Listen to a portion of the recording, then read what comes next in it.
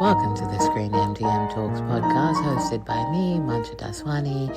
This week our sponsor is MD Media Biz. Hello, welcome back to ScreenMDM Talks and our first ever format zone strand. I am so excited to be joined today by Nadav Palti, the CEO of Dori Media Group, and Maria Perez Campi, who's the Director of Sales for Latin America and the US, to talk about Power Couple and a lot more. Nadav, Maria, welcome to the show. Thank you very much. Thank you. So now I know you've got a lot of formats. This is obviously not a landscape that you're unfamiliar to, but Power Couple has, I see, been really big for you the last few years. And you've got this 24/7 version, which I think is brilliant, that launched recently. Tell me about that, how that landmark US, Mexico, rather large scale celebrity production came about. Give me a bit of a backstory there. I think I will start and Maria will add the real details. But, we have now we are in a 25 different territory in the world, more than 70 season, and this is work very, very well. And in Mexico, we did 3 seasons of the regular Power Couple, which called Inspirables. And then they asked if we can develop something new for Televisa, Mexico, and for Univision, US Hispanic. So we worked. It took us times, but at the end of the day, we developed a spin-off of Power Couple. It's not new Power Couple. We did it with our partner in Israel, Abu Tamiri, that we actually originally developed it, and it's happened to be a very successful one.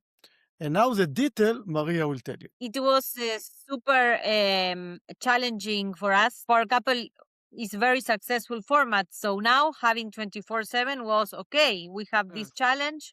We really thought and believed in this format as 24/7, and we understand also that the context is asking for these 24/7 formats, right? Because of the platforms, this kind of synergy that is going on between the free-to-air channel plus the platform plus the streamings, social networks. So it was amazing to say, okay, we need this. So let's do it. And we did it. And it was super, an amazing experience with Televisa Univision and ViX as platform. It was a very solid content-wise format. The couples were celebrities and they did amazing work. And, every day you have the show on air, and every day you have it on the platform, and the galas on Sunday for elimination. So it is a lot of work, a lot of content. So, it's a kind of telenovela, the reality show. So you have to create all these stories and all these characters that are doing alliances, fighting each other. It is amazing. So it's really, content-wise, it was huge. We are very happy with this. Sunday was on number one channel in Televisa in Mexico. Sunday it was on number one channel in US Hispanic Univision. And then Monday to Friday, Unimas, every day, 2 hours. And all the time, 24/7 on ViX. So it's really big operation. And fortunately, it was very successful. It was 8 weeks, and from mid-January to mid-March. It can be 8 weeks, can be 9, can be 10, or 7 or 6, depends. It's a big operation and not cheap. So it really depends on the client. No, it's important to tell that Power Couple is a very solid format. This is reason why we can take it to a 24/7. We can take it to a weekly format. We can take it to 3 times a week. We call it accordion structure because we can take it, spread it. This depends on the needs of the client. If they need longer, this one was 2 months because the decision and the need of the channel was this one, but we can take it more. We can spread it more or less as well. Like in Brazil, Record TV, it was 74 episodes, not 24/7, but almost, and it was 74 daily episodes. So it depends on the clients. Can be changed from weekly or daily, and daily can be, as Maria said, I don't know, 49 episode can be 74, can be 60, depend on the clients. In Germany, RTL, which is prime time, which is going, it was 10 season, hopefully it's going now for the 11th season. It's weekly, and it's only 10 episodes. 10 weeks, 10 episodes. So it's really depend on the client and the culture and the territory.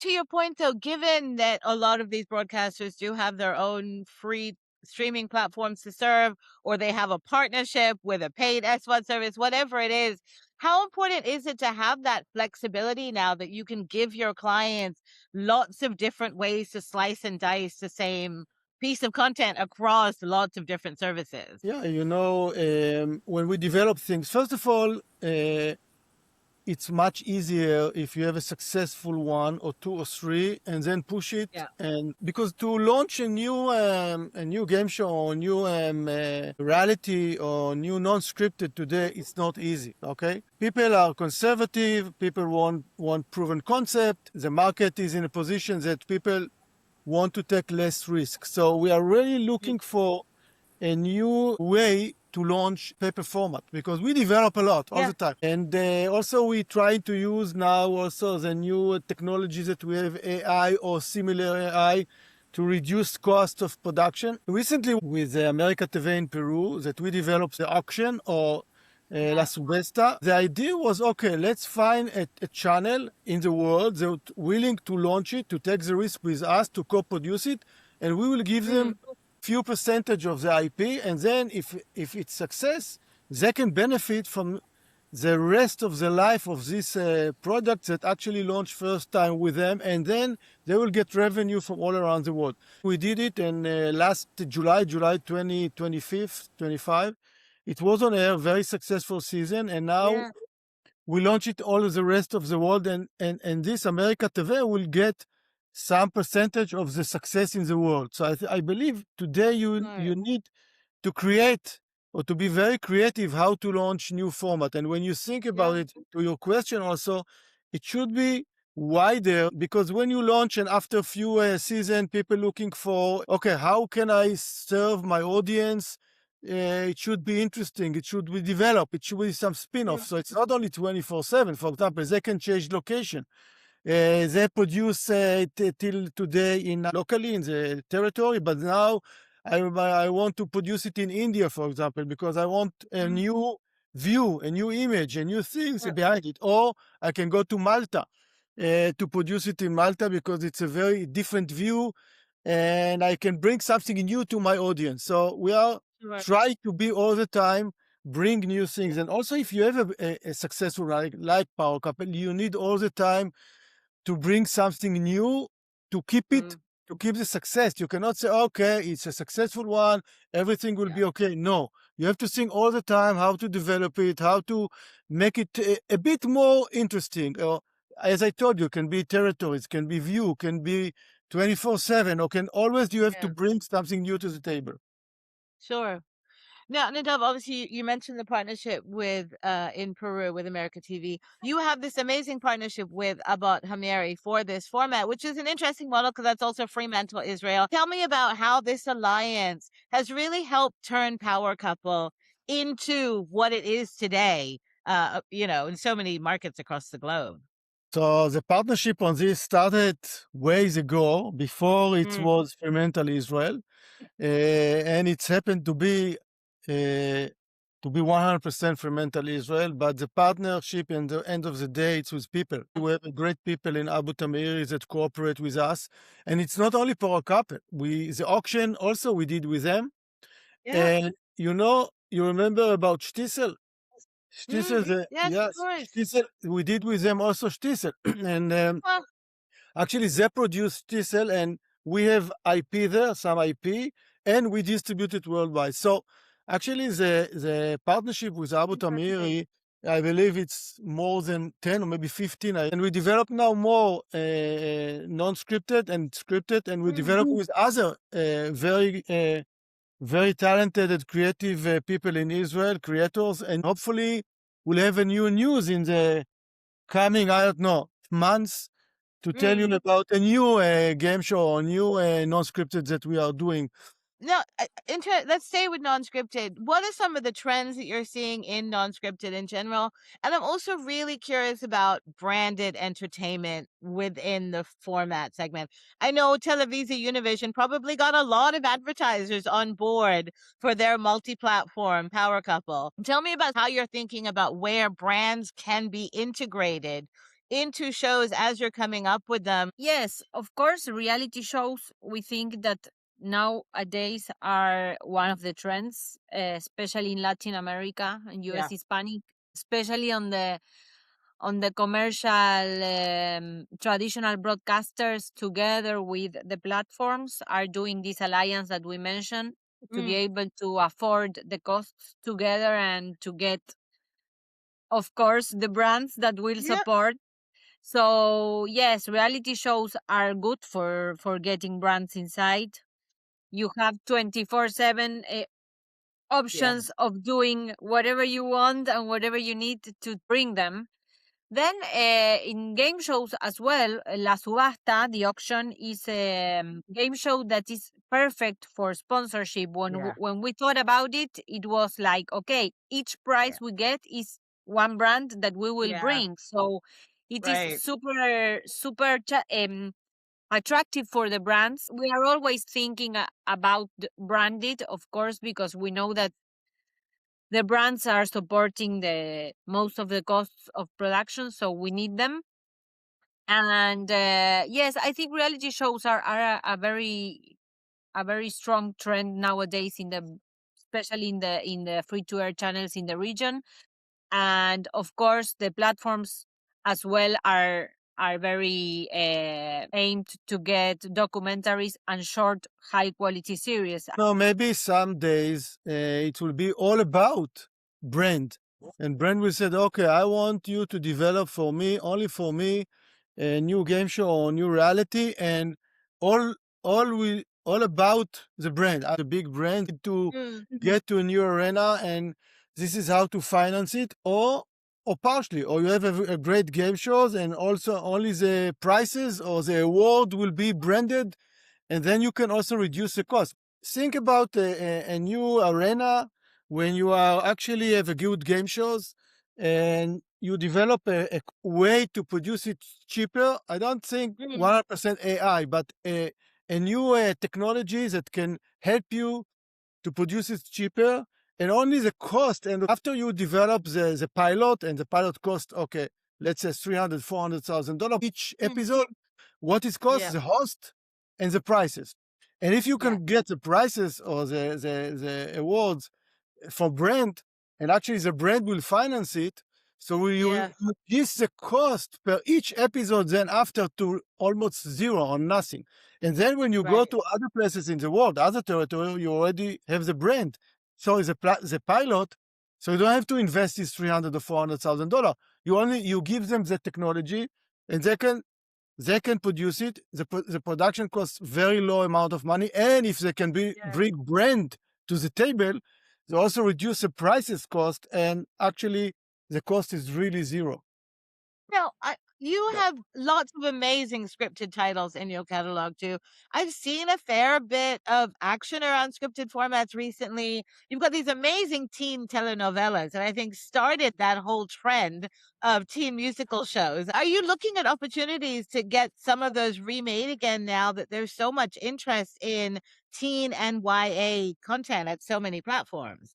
Yes, it's opportunity. You know, in Argentina, we didn't participate in the production, but last year or 2 years ago, Chris Morena, with our partner, did a spin-off of Floricienta, which was one of these famous telenovelas that you talk about, and did it a spin-off called Margarita. Okay, she did 40 episodes, was very successful, and it was 360, shows, live concert, music, merchandising, etc. And now they did another 40. So, first of all, yes, we have a great brand that we can do or remake or spin-off or who knows what. But also we produce all the time more and more. We are all the time produce new drama or new teens. In Israel now, we are doing, we called it Young Sushard. I don't know if you heard about Sushard, Lior Sushard, I think the most famous mentalist in the world. And it's a 20 episode that we produced now for kids, and it was so successful. It's going to be on air end of April. The channel in Israel ordered already second season, so we're going to start to shoot in July second season of another 20 episode of Young Sushard 2, which is 40 episodes. It's a lot for today to produce for teens.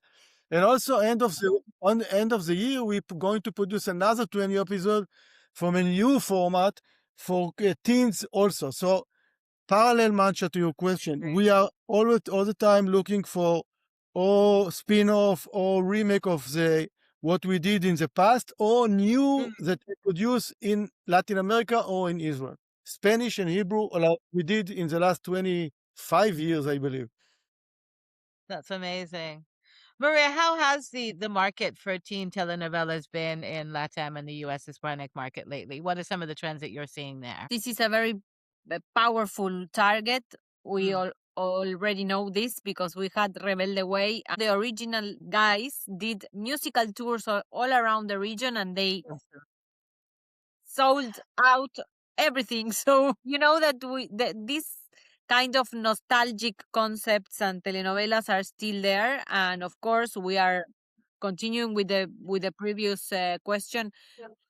We do have a lot of things going on there that might happen or not, and then we believe that microdramas are also a new format that is appearing. This is also very related to the teen audiences, that they are willing to get fast content, very quick and short, that they can go like over it, which is another rhythm. We always give this teen target their own space, and we think about it such as stories, as scripted, as what they want to see and how they want to see. Regarding non-scripted, Power Couple is also interested for the young audiences. And we have game shows such as Smart Face, which is one of our also successful street game shows, which are very appealing to young audiences because everything happens in the street. It's funny, it's very fresh. So for us, the teen target audiences are super important, and understanding them, which are changing all the time. Regarding Rebelde Way, which Maria just mentioned, it's not only in Latin America, it's also, they did a tour in all Europe, Madrid, Barcelona, Napoli, Athens, Nicosia. So it was so successful, and now they think to do another tour this year, 2026, because they did it in 2025. We have Rebelde, the Mexican version, which the band there is RBD. They did a huge tour in all, also US Hispanic, also US, from New York to Los Angeles, and then for Brazil or Mexico. So, and we partner on this also because we own the brand. So this will continue after we will not be here in this planet, I believe. And also always get a new thing. Or the old, they're not so old. They are 40, or I don't know how Yes. Wait, hold on. They are not so old. The original, I think they were teenagers, and now they are 20 years after. They are not so teens already, but they are different. Still, people like them, and the show is, as Maria said, sold out all around. But we really spend all the time, maybe to do, for example, a show that they will come together, but they create a new band, a new teens, and they guide them. So all the time we think how to do new things with these brands, which is a great brands. I believe Rebelde Way it's #1 in the world of teenagers telenovela. You had minisodes for as long as I can remember. Like this is not a new space for you, right? Years ago, I think with Natalia Orero, it was for the telephone, but not like this. It was other telephone, and internet and TV. So we did like 20 episode TV. I don't remember how many for internet and how many for the cellular. We did it long ago, and also we're going to produce a new micro drama, and we will announce it hopefully in the next few months. And we have a different angle also. We have a different angle on this also. Nadav, Maria, was there anything else about the next few weeks, months ahead for Dori Media that you wanted to tell me about that we haven't had a chance to cover yet? The only thing that I want to tell you is that we continue to produce a lot. We're going to start to shoot in next month or something, a big drama. And then after 2 months after, another big drama, which is 8 episode, high-end drama. And then I told you about the teens, Young Susha, 20 episodes that we start to shoot in July. And then another one in the end of the year. So, and we want to shoot also in Argentina. So we are actually very busy also in production, which is not easy because to create today and to find a way to be creative, how to produce is not easy. You have to sometimes to bring more partner to the table and to be very creative to make it happen. We have a lot of work to do because we have a lot of markets to come now from this month onwards. So I think that it is our job now to be very specific and concrete on what we see as the needs and what we can do to fulfill the expectations. This new era requires from us to be very specific and very concrete. Okay, how to spend the money, where to put it, what to produce, how to produce. All this makes us be very, very smart and very precise. We need to be, even though in the meetings that we decide to do, because maybe before the markets were 4 days long and now are 2 days, we need to be very precise on who we meet, when we meet. We cannot waste time, we cannot waste money. Time is money also, so we need to be very sharp. So this is good and is a challenge as well. And parallel to really try to understand what our clients' needs, because they are changing. Also, the arena of their business is changing. They have audience and they change, and try to understand what your clients need. This is actually, I believe, the most important things. And parallel to be smart is not the right words, to try to think what they will need, not only to listen to them, to speak with them, to try to understand, and then to get a conclusion what you think next year, the year after, because sometimes we are working on drama 4 years. So when you start to work and when you get to the market is changing. So you have to also try to think what the market will be in 4 or 5 years when your drama, high-end drama, will be there. Because you start to work today. You not always know what's happening, when it will be ready, when it will be on air.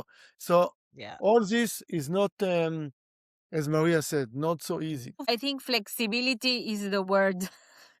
We need to understand, we need to adapt constantly and to be open. Like, okay, now we are creating this. Oh, the needs change. Okay, how do we adapt this to the new needs? It's like constantly flexibility and adapting to what's going on, that it's changing. Like the past 10 years, I think that we are in constant huge changes, so we need to be very awake. This has all been really good advice, especially for me as a brand new business owner. I love this. Thank you. But Mancha also, that was a whole bunch of free advice for me. Mancha, we are really wish you all the best with your new business. We know that it's not easy, as you said. You have to create it and invent it all the time. So really, God bless you. Thank you. Thank you. I need it. No, thank you. I appreciate it. It was a delight seeing both of you. Thank you again for taking the time with me today. Thank you. Thank you very much. Thank you, Mancha. Thanks for listening to the ScreenMDM Talks podcast, hosted by me, Mancha Daswani.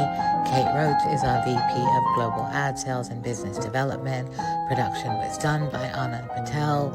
Musical score performed and composed by Jahan Raymond.